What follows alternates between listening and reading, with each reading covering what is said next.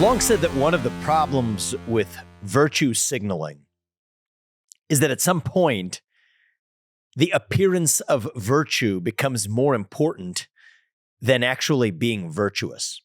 I think we see that with respect to a range of racially conscious policies across America that have actually left Black Americans worse off in the name of helping them. Supposed aid from Lyndon Johnson's Great Society that actually rolled back some of the benefits that Black families enjoyed, like a stable family foundation in the 1960s, no longer the case today, in part because the government gave them an incentive to live in single-parent households rather than dual-parent households. Affirmative action, effectively a cancer on our national soul, in part because it's a form of psychological slavery that holds Black Americans back by teaching them that they can't get ahead without actually somebody giving them a boost. Anti-crime policies across the country, which were diluted by clear the jails and Black Lives Matter and defund the police movements that actually have created, who would have ever thought, more crime in the very communities that they were supposedly protecting. Well, today I'm joined by a guest on the podcast who has thought a lot about the gap between what it actually means to be virtuous versus actually signaling the appearance of virtue and the costs of that for not just a society, but a nation, a great nation that has lost our national identity and we hope to revive again.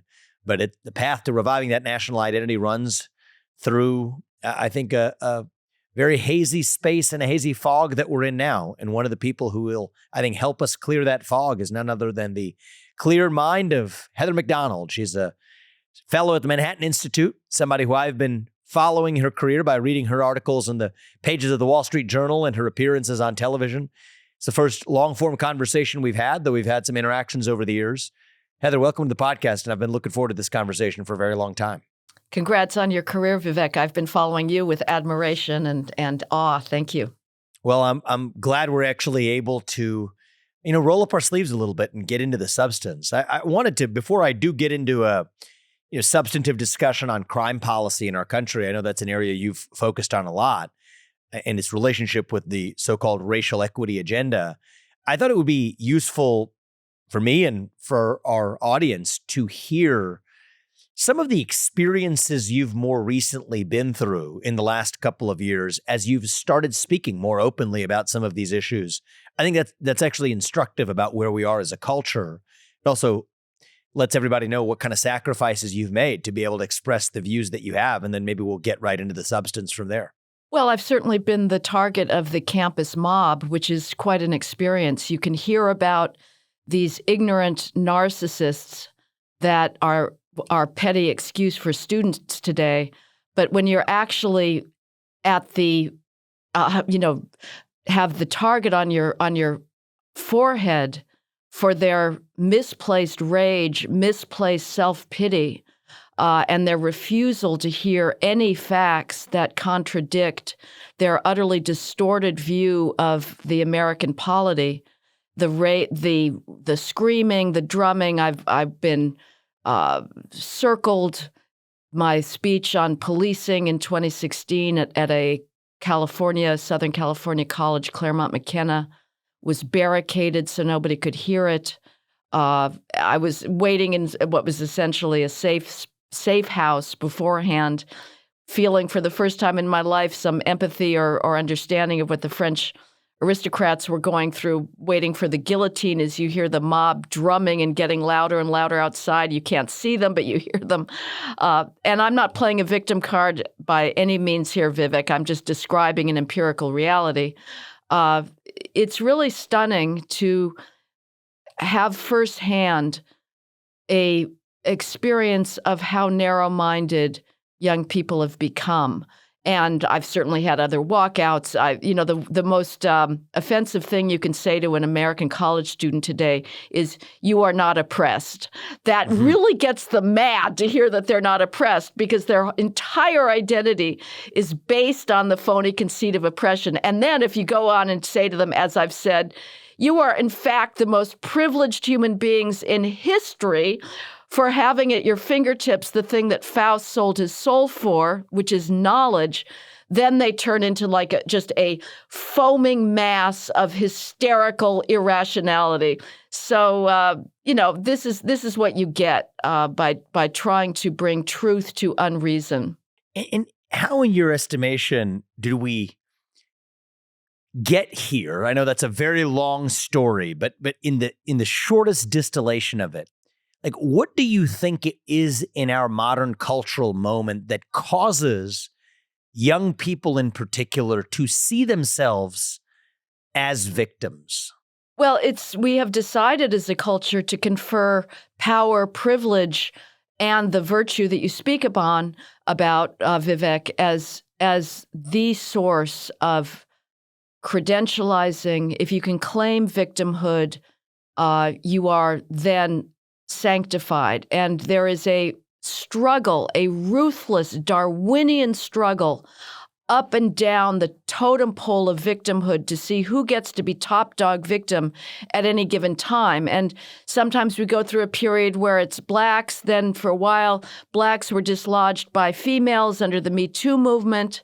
We were back to blacks, and now, of course, trans, and then being gay for a while, but now being gay is old hat. So now we have trans at the top. But that is enabled by the college bureaucracy and by a lot of professors who do not have either the courage or the knowledge to stand up to these self-involved, deluded, self-pitying, pathetic students. And you have a codependent relationship, an enabling relationship between the beneficiaries of racial preferences on college campuses, and then the vast diversity bureaucracy. So you have students periodically acting out little psychodramas of oppression before an appreciative audience of diversity bureaucrats who egg them on, because the more the students claim that they're oppressed by their colleges, the greater the demand for an increased diversity bureaucracy, which keeps adding new sinecures to it. So now you have whole departments of belonging that have sprung into existence. So it's the adults who are enabling this. But the larger question, Vivek, I think at this point we do need to look outside of the university. And the meltdown that I've seen in the United States since George Floyd, the issue there is race and our very complicated, understandably guilty relationship to our past that is now distorting how we understand the present. Well, say more about that part. The distortion of the understanding of the present. I agree with what one version of that means. Tell me what you mean. I mean that now the predominant way of looking at our culture, our cultural institutions, is that any institution that is not proportionally distributed among blacks and whites and Asians and Hispanics, if there's any lack of exact racial proportionality in that institution. So let's say you're looking at a Alzheimer's research lab and you see that it is not 13% black neurologists working there. The only allowable explanation for that lack of racial proportionality, because 13% is the black population figures nationally, is racism. If you look at a tech firm and you see that there are not 13% computer engineers or electrical engineers or nanotechnologists working at that tech firm, whether it's Google or Meta or a startup firm, the only allowable explanation is racism. If you look at a medical school and you see that there are not 13% medical students who are black or 13% professors who are black, the only allowable explanation is racism. And that explanation, Vivek, is coming not just from outside activists, it's coming from the heads of those institutions themselves. So after the George Floyd race riot meltdown, you had heads of medical schools, science labs, science journals, the federal science agencies all putting out ridiculous, preposterous statements saying that medicine is racist, science is racist, scientific publishing is racist, and the only solution to that is massive racial quotas. And the way that you get proportional representation today, sadly, Vivek, is by lowering standards, because the real explanation for the lack of racial proportionality in any given institution is not racism. It is not exclusion. We are not excluding qualified Blacks. The reason for our lack of racial proportionality is a vast academic skills gap. And that skills gap means that you can either have diversity or you can have meritocracy. You cannot have both. And we are deciding as a culture for diversity, which means we are jettisoning meritocratic standards and we are putting people into crucial life-determining jobs that are not competitively qualified. And I think that is why, Heather, I get the onslaught that I do when I actually just talk about merit. I mean, the revival of merit is actually at the heart of this presidential campaign. I sometimes talk about the linguistic roots of these words, but merit has its roots in Latin. But America, named after Amerigo Vespucci, his grandfather is who he was named after. That was an old Aramaic and / Gothic word that stood for Amalric, was the word that Amerigo was derived from, which in turn America was derived from. And Amalric effectively refers to the master of work. Rick and Amal combined, work and master. Master of work is what it meant. Referred to getting ahead exclusively based on your efforts, and part of an academic achievement gap, part of academic success is itself a product of effort. So, I think part of the reason I was drawn to this conversation is I think we so deeply agree on the importance of reviving merit for the sustenance and success of a nation over this ephemeral appeal of a visual tableau of diversity along the axes of skin-deep attributes that mostly mean nothing in the context that we apply them. That being said, since we agree with each other, let me voice what someone who disagrees with us might say to kind of hear your response for it. I'm not sure it would be the same as mine. Maybe it is, maybe it's not. So you said something, I think, true. It's you say profound things, and you've already said profound things in this conversation, but this one is just factually true, is that there's a vast academic skills gap between, say, Black kids and Asian kids. That's the vastest, but there's even a vast academic skills gap, by the way, let's put Black kids to one side, between even white kids and Indian American or Asian kids or whatever. That's the less interesting one for now, although we can come back to that too.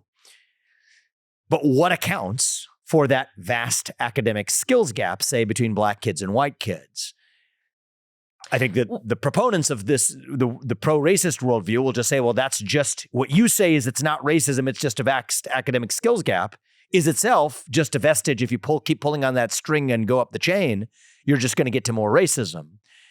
I thought I would give you a chance to double click on that and say, okay, you put academic skills gap versus racism. People will say the academic skills gap is racism. What say you to that? Well, first of all, let me give your listeners, Vivek, a sense of what I'm talking about. And I'm talking about averages here. I am not talking about any individual. There are thousands of Blacks who are way out competing whites and Asians. But the discourse against Western civilization is based on averages, that there are not a sufficient bulk number of Blacks in institutions, so it must be countered with averages. Again, these are facts that make many Americans uncomfortable. It violates our racial etiquette, but the hour is late. It is too late to defer to racial etiquette when we are tearing everything down. So here's trigger warning. These are facts people don't like to hear. 66% of Black 12th graders do not possess even partial mastery of the most basic math skills.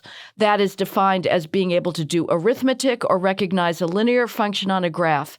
Well, can you just give me a control group for this? Because what is it generally amongst the general population? Or amongst white kids or amongst, Asian kids? Or do you have a sense for that or not really?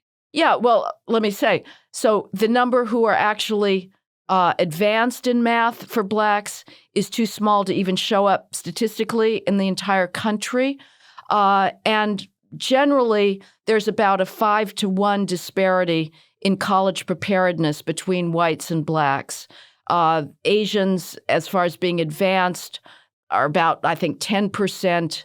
The number who are proficient is very large, and the number who are below basic is about 9%. So the 66% of Black 12th graders can't do, you said, basic arithmetic or a linear function on a graph. Right. And so so that's why, again, it is mathematically impossible to expect 13% Black representation in every cancer research lab across the country, absent racism. To say that racism is the only allowable example. Okay, so why do we have the skills gap is a different question. And that doesn't, you could say it's racism and still maintain that the solution to that is not to lower standards at the end of the line. If it is racism, you solve it at the early stages, but you don't say we are going to make skin color the criterion for deciding who we want to receive our federal research dollars to solve cancer. That is hurting everybody. Now, is that skills gap the result of racism? At present, it is not. The inner city schools are funded on a per student basis at a much higher rate than suburban schools. The teachers are not discriminating against those students. I didn't know that. So inner city schools are funded on a per student basis at higher rates than suburban schools? Very often, if you look at Newark, many inner city schools are getting much more because they have all this Title I funding coming in. There was a famous desegregation case in Kansas City with a school that was, it had discriminated in the past, and so it got this windfall. So it had these amazing facilities, Olympic-sized pools and labs and whatnot. It made no difference to student performance. I would say right now, the real reason for the ongoing academic skills gap is family culture. You can see it. There are vast behavioral disparities between the way Asians raise their children and your typical inner city Black family. And to deny that it does not matter whether a parent is monitoring whether the child is attending school and not truant, whether a child is taking his textbook home to study for an exam, whether he's staying home to study and not running the streets at night, whether he's involved in gangs, whether he's involved in drugs.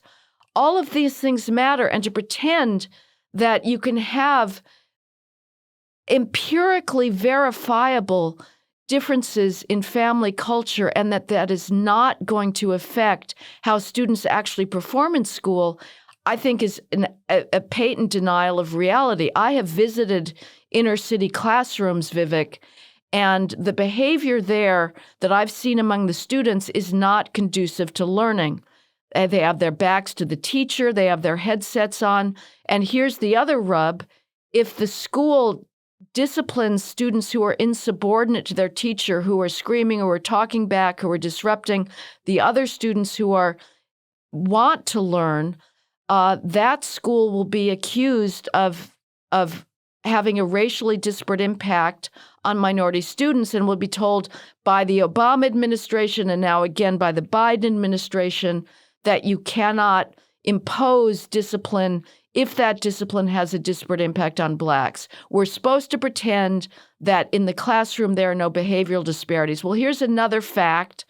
Black teens between the ages of 14 and 17 traditionally have committed gun homicide at 10 times the rate of white teens between the ages of 14 and 17, white and Hispanic teens combined. To think that you can have those disparities in crime commission, which signal a breakdown of socialization, that those children have not been socialized by their parents for anger management, deferred gratification, impulse control, and that's not going to show up in the classroom. And therefore, the only allowable explanation for discipline disparities is teacher racism is ridiculous. Teachers are not racist. Teacher profession is the most left-wing profession in the country. But we are engaged in this massive fiction where we pretend that there's not crime disparities, that there's not skills disparities. in order to have the only allowable explanation for any racial disparity in an institution be racism. One of the most persuasive counter arguments to me of racism is, what is racism? Someone looks at someone on the basis of the color of their skin and has some negative bias that further causes them to take negative action that harms the person who had the wrong skin color. That to me is a crude definition of what racism is and the effect of unwanted racism in a society. I guess one of the most persuasive counterexamples to that account is how well many West African immigrants do in this country, along the lines of Asian immigrants who come to this country, so long as they actually abide by similar family-oriented values and an emphasis on education. And if we were such a racist country, I think you wouldn't expect to see the social and economic mobility and success of so many of the Nigerians, Kenyans, and others who come to this country and succeed in the way they have. Curious for your reaction. You may have studied this more closely than I, but to me, that was one of the easiest ways to defang this myth that racism is what accounts for disparate outcomes in America. If we're such a racist country, we wouldn't have so many African immigrants not only demanding to get in, but actually succeeding once they get here. What's your perspective on that? Right. And you can also see, I think you've talked about this in the past. If you look at the income levels, Asians, East Indians are just trouncing whites. And these are all people of color. And yes, I have actually not looked into that. It's an anecdote. I'm sure it's true. There's a lot of selection coming in with these immigrants. But it's very depressing that what race activists do inevitably is demand that standards be lowered on their behalf, rather than saying to their communities, meet the standards. This is what Jews did. They were discriminated against, kept out of law schools, of country clubs, banks, investment banking firms. And here's what they did. They said, we're going to be so good that you keep us out at your peril. You will have to let us in because we're going to outcompete you. And that's the solution. I thought your counter example and your refutation, Vivek, was going to be, well, how many Black students applying to college or law school or medical school, put down their race as white because they think that's going to give them an advantage? Oh, that's interesting. Because the school discriminates against Blacks. How many Black professors applying for a job in medical school put down, as long as they can get as long as they can get away with it, their race is white?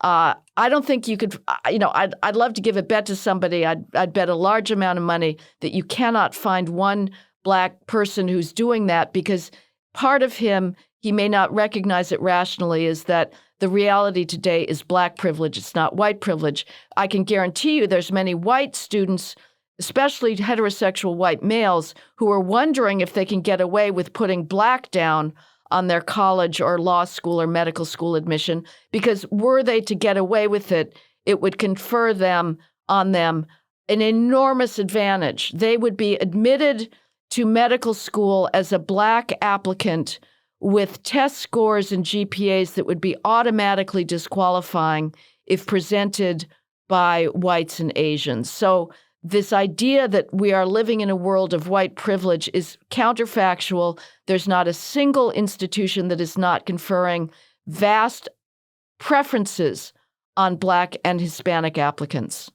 Yeah, that's a pretty damning reality, actually, to the myth of systemic racism in America, is that if we were systematically racist, revealed preferences of how people fill out their applications, I think reveals, actually there's actually plenty of accounts in Nation of Victims, my second book. I actually accounted for all of the instances in which, we couldn't have space for all of them, but we included a sample of them, of people who are white in positions of academia or professional stature, later being embarrassed, seeing their applications, checking the box they had been Black or Hispanic, because that allowed them to get ahead. But I think your point is, it doesn't ever happen in reverse. And it would be an interesting, peculiar feature to say that we have a systemically racist structure where people only want to actually run in the direction of the preference, as opposed to running in the direction that's actually disfavored today. Let me ask you about, if you had your wish, though, as a matter of policy, right? Observing this problem, look, I've picked on the easy stuff. There isn't a U.S. presidential candidate in history, this is a shocking fact, until me, a presidential candidate who has pledged to end race-based affirmative action in America, because that's something that actually a U.S. president can make meaningful steps towards. Lyndon Johnson signed an executive order requiring government contractors to abide by, effectively race-based quota systems to be eligible to do business with the federal government. I'll just rescind that on day one. That's easy. And there isn't a Republican president even who's been willing to touch that sacred cow for a very long time. But that's the easy stuff, going after the anti-meritocratic policies. It's not, shouldn't say easy, no one's done it yet, but I think it's easily implementable. At least I'll say that. Going back to this achievement gap, I share your view that there's a fundamental issue at the level of the family, even predates school, really, as a kid's experience of his or her family, that I'd like to take steps towards. I mean, unwind Lyndon Johnson's Great Society projects that gave actual incentives for Black families to disintegrate. Single mothers making more money than if the father was in the house. That's why you have more single-parent homes today in the Black community than you did in the 1960s. So those are the kinds of things I'm thinking about. But if I was to ask you one thing that you would wish for if you could snap your fingers to will into existence, either as a matter of policy or some other form of leadership that actually solved that problem, that empowered more Black kids from a young age to be able to get ahead in a way that, forget about closing a racial achievement gap, but just at the level of the individual, allowed people to prosper, what would that be? Well, I think we have to stop drumming all the time on this narrative of racism, because that gives people an excuse. It makes them feel like there's no point in trying. It's a source of facile power that you can, instead of actually achieving something, you just leverage your alleged victim status as a victim of racism.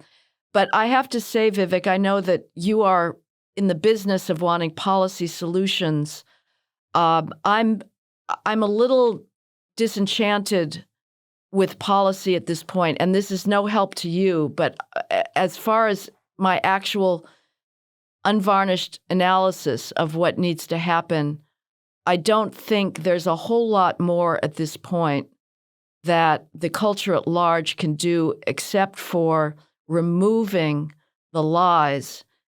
It's not up to everybody else. What can we do? Mm-hmm. And my view is it's not up to we or us any longer. The culture, the Black culture itself, has to take responsibility for itself. The change has to come from within. And there are Black leaders that are bucking the trend and are speaking about personal responsibility, about effort, about following the law, not getting involved in crime. Robert Woodson's been in that area for a long time. There's a guy in Minnesota, Kendall Quarles. He and his wife, Sheila, are extraordinarily eloquent. He's run for office a few times.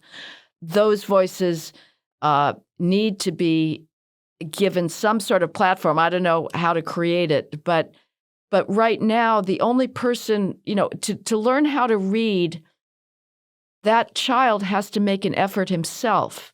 There's no amount of social workers or outside effort. At some point, you actually have to open the books and do the homework. If you don't put in that effort, there's no amount of redistribution of wealth or of social workers that's going to matter. And so we have to, well, again, there's the we.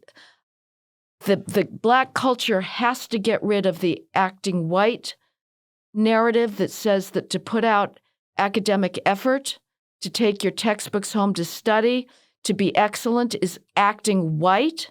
Right now, you have a pathological oppositional culture that celebrates lawlessness and victimhood, and that wasn't always the case. It breaks my heart to see the great Black performers of the 40s and 50s dressed to the nines, abiding by bourgeois values, Ella Fitzgerald, Nat King Cole, Louis Armstrong.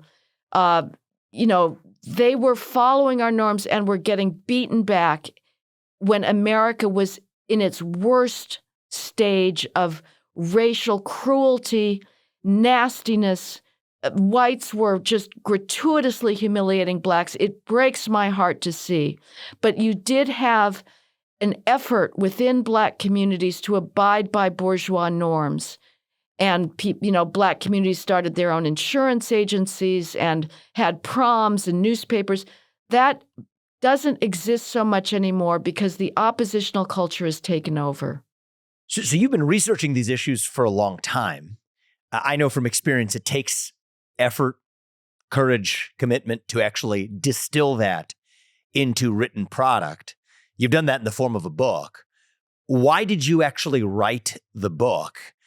And why do you think it's important to have stepped into that void now, given all the issues that you've also been focused on in the past in your career? Well, I wrote the book, When Waste Trumps Merit, Vivek, out of rage and sorrow.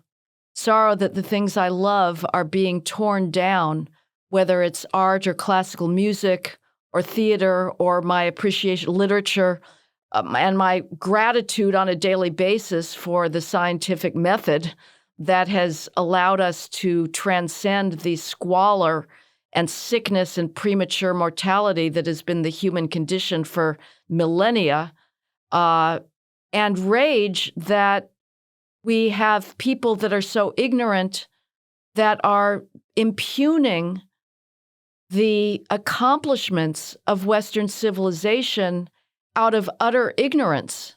And I see what has happened in the post-George Floyd world, where you had a long-standing rhetoric of racial and identity victimology that was coming out of the universities, being jet-propelled into mainstream institutions.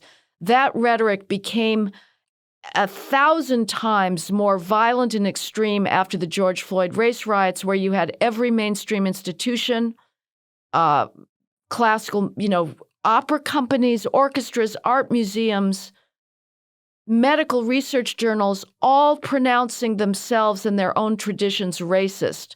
So you have the Metropolitan Museum of Art saying that it is now an anti-racist institution. That is its mission.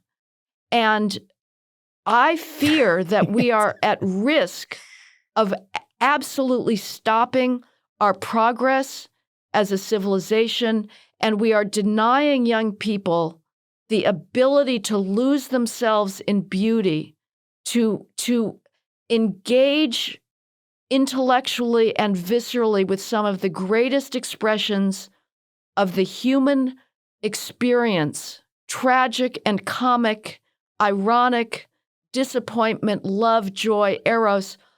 All of our cultural inheritance is being torn down under the phony charge of racism. Can I ask you a question? And whether you go into this in your book or not, it'll be interesting to hear is, let's say we fix that assault on the thing that you care about preserving, that moved you to write this book. How certain are you that the problem isn't also partially within, in a sense that the absence of purpose, the absence of mission itself was the original sin in the Metropolitan Opera, in the arts, in the humanities, in companies? And I say this, you're maybe familiar with my first book, Woke Inc., where I talked about how a lot of these philosophies landed on the doorstep of the company that I ran. But are you sure that the absence and loss of mission wasn't the actual chicken and egg dilemma here, but the original sin? And then you just have this toxic, racialized poison that fills that void and exacerbates it, rather than actually believing that we had these robust institutions that were healthy at their core in the first place, but were merely gutted out by these extrinsic philosophies of racial equity and so on that have gutted them from within. Do you follow what I'm saying? Yes, I think they're absolutely simultaneous. Now, it may be different in the business world, but if you're an art museum, your mission is to transmit, to preserve, curate these extraordinary works of beauty that are of a craft that is mind-boggling, portraits that have plumbed the depths of the human expression, of human sentiment, of age, of excellence, of beauty. And I guess I think it's kind of self-evident what your mission is. The only thing that would hollow out that mission I think, is an external attack that teaches you to see European art as per se racist because it was created by Europeans who were demographically Caucasian. Get over it. That's the fact. We were not an African continent. And we go after Western art. The Metropolitan Museum of Art is on a crusade against Western art for its colonialism and its racism at the same time that it still continues to approach African art or Chinese art or Indian art with utmost respect and gratitude. Well, Africa was just as ethnically monolithic as Europe was. We don't say it's anti-white because the craftsmen who created their bronzes or their fertility symbols were African. And we also give them a total pass on the ethnic genocide and the slave trading that was the African history for all of its history and still is. Only the West is self-immolating on the basis of demographic traits that do not set us apart and on the basis of behavior that does not set us apart. Now, what would you say to the challenge? I mean, I totally agree with you on this. I mean, the Arab slave trade had more people went from Africa to the Arab slave trade where they were actually treated far worse than they ever were in the United States by way of castration and whatnot than across the transatlantic slave trade. Barbary pirates who actually also took about 1 million white Europeans into slavery. None of that gets touched. What would you say to this remark? And I'm really actually looking forward to digging into your book because it'll allow us to kind of get into a rich study of this. But what would you say to the fact of the idealist who would say, well, that's what makes us us, is that we're willing to engage in a self-criticism that even illiberal societies like the Arab world are not.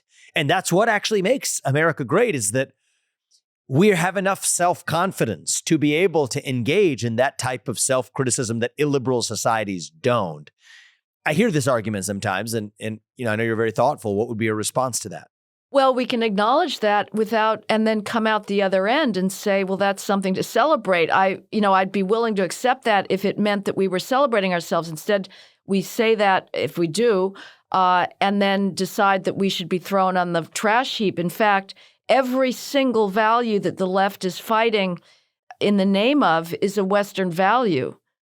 You go try and find tolerance on Africa today, try and hold a trans parade or a gay pride parade in Africa today. See how far you get. The idea of equality, of due process of law, of limited constitutional government, these are all Western ideas. Of celebration of the victim. That's a Christian idea. It's not working out so well today. I actually agree with a little part of the 1619 Project. I'm grappling on a practically daily basis at this point with how to reconcile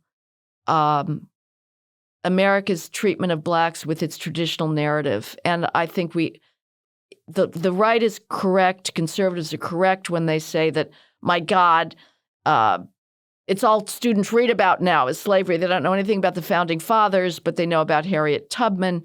That may be true. There's still a lot of conservative narratives that I think don't adequately account for the fact that, yes, you can talk about American entrepreneurialism. There's a book now called The Land of Hope that I'm looking at. Hope for whites. It was not a land of hope for blacks for a long time. But to say that we are not now accounting for our past, I think is wrong. So we're accounting for it. Sometimes I feel like not sufficiently on the right, but we are the only culture that's doing that. I mean, I tend to agree with you that this not accounting for it. Thank you. I mean, you acknowledge the reality of that, but that isn't the main problem that we have now. That problem maybe pales in comparison to the over-obsession over it, which I think is actually the point that I take away from this, and I make sometimes to audiences when I speak to them too, is does that exist? But it's the proportionality of focus. It's not even an order of magnitude relative to what the underlying truth actually is. I'll tell you this, Heather, there's a number of books in preparing for the presidency that I am lining up to be able to say that one of the things I miss is actually, life of scholarship. You don't get that in the campaign trail. So we force ourselves to say what's going to allow us to see truth that pierces beneath the superficial veneer of what the world of politics feeds you. And I could tell you that your book is certainly after this conversation squarely on that list. I'll be reading it in some bus tour across one of these early primary states, I'm sure. The title is actually provocative itself and true to form for yourself. When race trumps merit. I think that says a lot about where we are as a society. Diversity and merit. When these are competing values, we have to make a choice. Who are we? What do we actually stand for? And, I think that your job is to point it out. And you've done that brilliantly in this conversation, and I expect equally brilliantly in the book. But I think it's also the job of folks who are aspiring for the position that I'm now setting out to occupy to actually lead us out of that malaise. And I don't think all the solutions are going to come through policy, but there's more to presidential leadership than policy too. And I think you give me good encouragement about what setting a cultural example, a cultural tone, starting with speaking truth actually looks like. And for that, I'm grateful to you. Thank you, Vivek. And we have to believe still that facts matter. Even when it looks like they don't, facts matter. And this book does have a lot of facts that people can use to fight back against the phony racism narrative. Facts are a beautiful thing. And so I'll look forward to digging in, Heather. And I hope that we have a conversation on the other side of when I'm making my way through this book, too. I'll look forward to that as well. And the presidency. Thank you. Yes, thank you. Take care. I'm Vivek Ramaswamy, candidate for president, and I approve this message. Paid for by Vivek 2024.